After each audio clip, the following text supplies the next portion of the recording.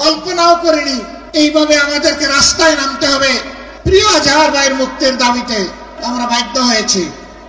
আজহারুল ইসলাম সাহেব কবে মুক্তি হবেন সুস্পষ্টভাবে জানতে চাই সরকারের কাছে।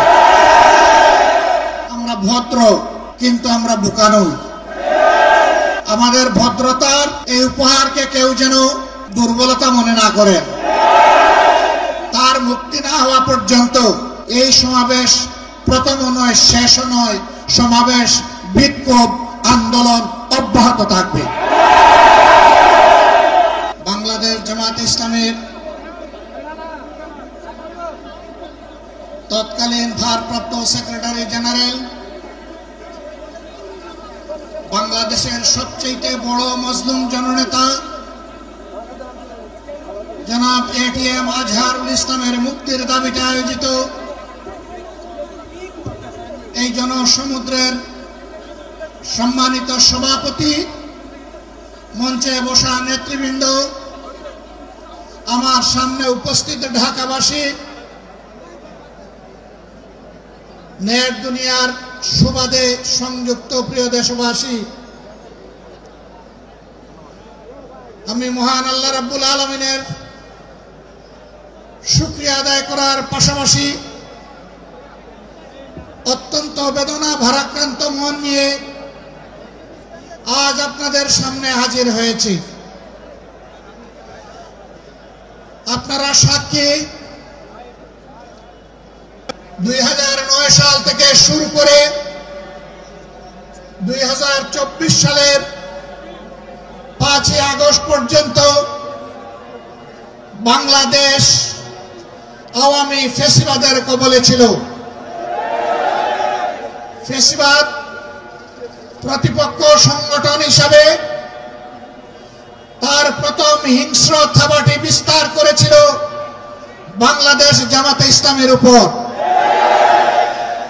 সকল শীর্ষ নেতৃবৃন্দকে এক এক করে তারা বন্দী করেছিল। প্রথম দফা বন্দী হওয়ার পর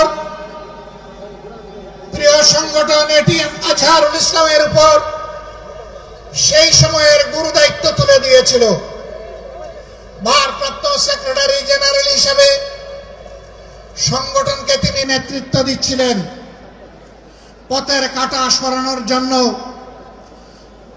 বাকিদের ধারাবাহিকতায় ষড়যন্ত্র অব্যাহত রেখে তাকেও গ্রেফতার করা হলো। এক এক করে 13টি বৎসর অতিবাহিত হয়েছে। কারাগারের অন্ধকার প্রকোষ্ঠে তিনি আছেন। এখনো তিনি মুক্ত হননি। বাংলাদেশ ফ্যাসিবাদ থেকে মুক্ত হলো। আমাদের প্রশ্ন, ফ্যাসিবাদের সবচেয়ে কঠিন সাক্ষী আজহারুল ইসলাম সাহেব মুক্ত হলেন না কেন? কোন জিনিস তাকে এখনো আটকে রাখতে বাধ্য করেছে? কেন এই বৈষম্য? আমরা তো নিজের থেকে অন্যান্য নেতৃবৃন্দের মুক্তির দাবি জানিয়েছিলাম। এই উদারতা আমরা দেখিয়েছিলাম, উদারতা আমরা দেখিয়েও যাব। কিন্তু আজহারুল ইসলাম সাহেব কবে মুক্তি হবেন সুস্পষ্টভাবে জানতে চাই সরকারের কাছে। আমরা তো চাইনি, কল্পনাও করিনি এইভাবে আমাদেরকে রাস্তায় নামতে হবে প্রিয় আজহার ভাইয়ের মুক্তির দাবিতে। আমরা বাধ্য হয়েছি। আমরা স্পষ্ট বার্তা দিতে চাই, তার মুক্তি না হওয়া পর্যন্ত এই সমাবেশ প্রথমও নয়, শেষও নয়। সমাবেশ, বিক্ষোভ, আন্দোলন অব্যাহত থাকবে।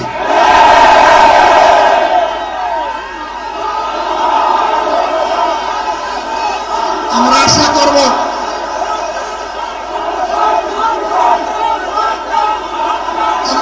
করব সরকার শুভবুদ্ধির পরিচয় দেবেন। এক এক করে বাকি মজলুমদেরকে যেভাবে মুক্তি দিয়েছেন,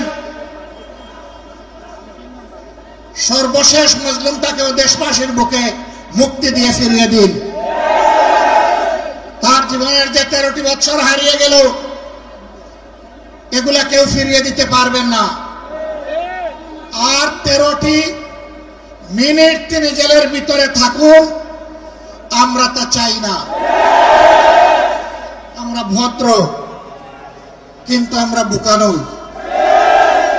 আমাদের ভদ্রতার এই উপহারকে কেউ যেন দুর্বলতা মনে না করেন।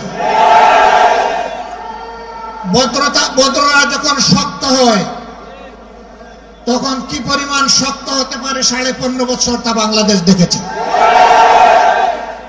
আমি কারো কথা বলবো না, কে কি করেছেন, কোথায় আপোষ করেছেন করেন না, এটা আমার সাবজেক্ট না।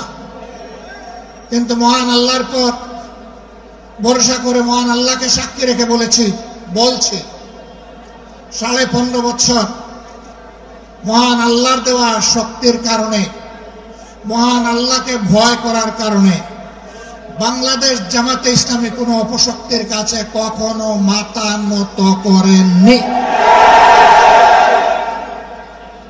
জীবন দিয়েছে, আপোষ করেনি। বহু আপোষের প্রস্তাব আমাদের কাছেও এসেছিল। ফাঁসির কাস্টে নেতৃবৃন্দকে পাঠিয়ে দেওয়ার আগে জনে জনে দফায় দফায় প্রস্তাব এসেছিল।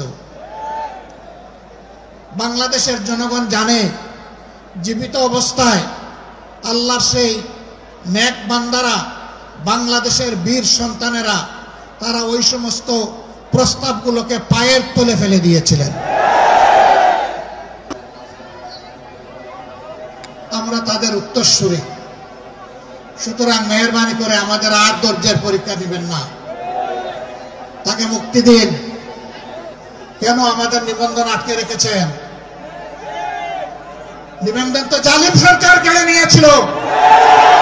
সেই জুলুম আপনারাও কি আমাদের উপরে করবেন?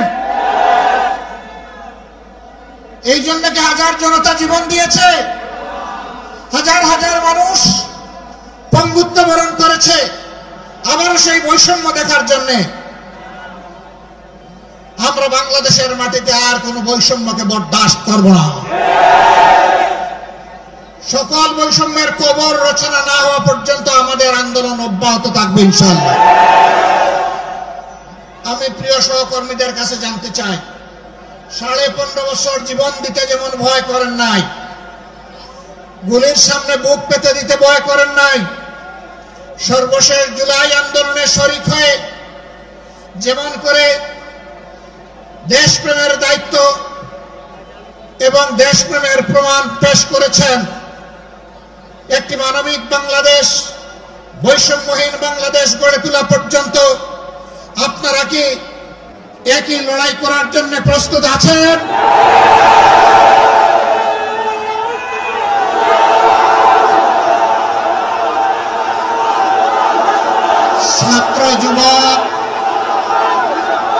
ছাত্র যুবক বন্ধুদের কণ্ঠে কণ্ঠ মিলে বারবার বলতে চাই, আবু সাইদ মুক্ত, আবু সাইদ মুক্ত। শেষ হয়নি যুদ্ধ, এই যুদ্ধ চলবে ইনশাআল্লাহ। আমাদেরকে মেহেরবানি করে কেউ নতুন করে আর চোখ রাঙাবেন না। ফেসিবাদের ভাষায় কেউ কথা বলবেন না, কথা বলবেন রাজনীতিবিদের ভাষায়। আমরা ওয়েলকাম করব, অভিনন্দন জানাবো, সমালোচনা করবেন, চুমু দেব, কিন্তু চোখ রাঙাবেন না মেহেরবানি করে। এই সংগঠন কারো চোখ রাঙানোর পরোয়া করে না।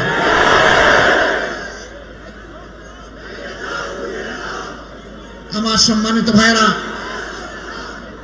দেশের বিরুদ্ধে, জাতির বিরুদ্ধে অতীতে ষড়যন্ত্র ছিল। ফ্যাসিবাদের পতনের পরেও ষড়যন্ত্র অব্যাহত আছে।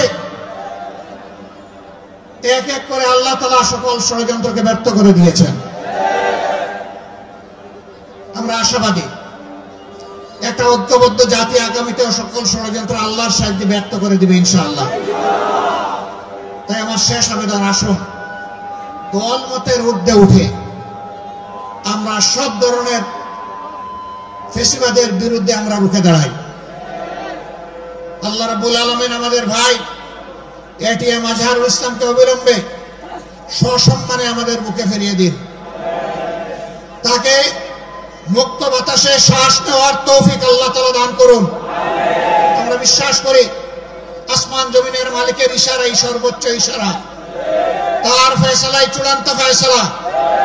আমরা মহান রবের দরবারে সেই ফয়সালা কামনা করছি।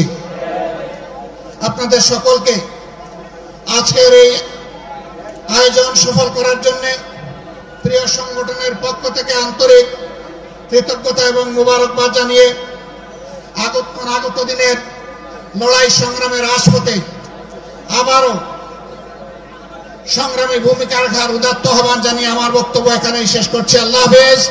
বাংলাদেশ জিন্দাবাদ, বাংলাদেশ জামাত ইসলামী জিন্দাবাদ। আজহার ভাইয়ের মুক্তি চাই, দিতে হবে। আসসালামু আলাইকুম ওয়া রাহমাতুল্লাহ।